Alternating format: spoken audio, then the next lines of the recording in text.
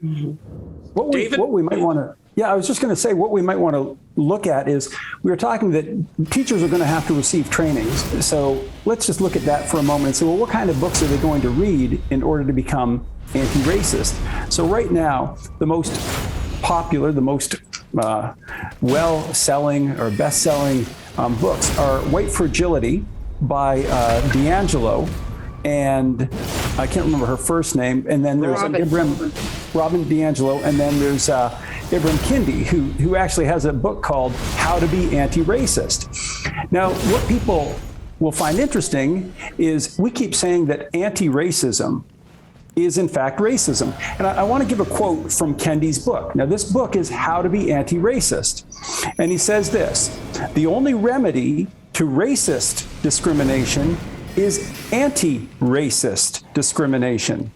The only remedy to past discrimination is present discrimination."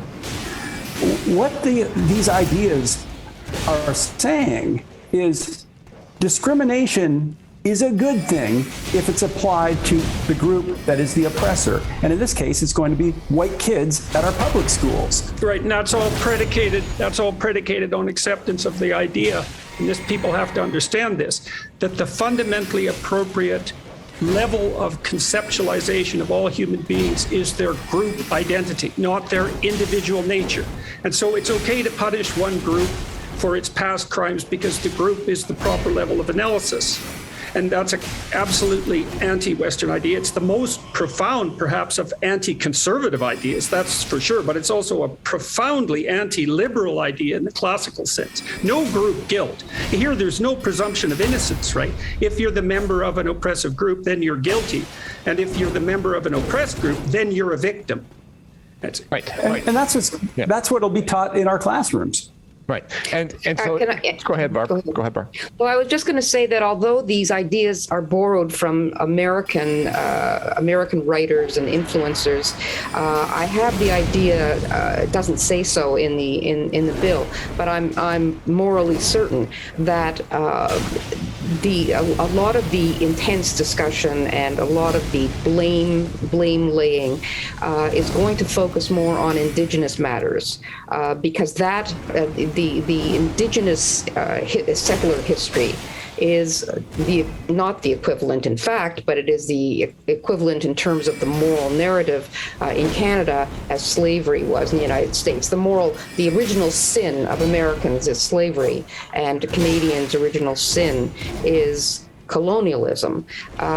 So I have the idea that it's going to be not just white, but settler privilege that's going to be emphasized. And one of the things that always bothered me about that was that in the United States, slavery was in fact a practice that was something that all Americans, I mean not all Americans, but the Americans who had slaves, they were American citizens. They were people involved in a practice that we now consider odious. But in Canada, we were the whole residential school system, or the way that Indians or Indigenous people were treated in general, was always a function of the government or the institutional people in charge of the residential schools, the churches, or whatever. No Canadian citizens were ever involved in abusing Indigenous peoples or in setting policy, for that matter. So for that to be made an equivalent kind of sin, that you're a settler stock because you're white. This is something that has kind of taken on, this idea that the residential schools were a genocide, and that all of Indigenous history in Canada, and it's an ongoing genocide from the point of view of our Prime Minister.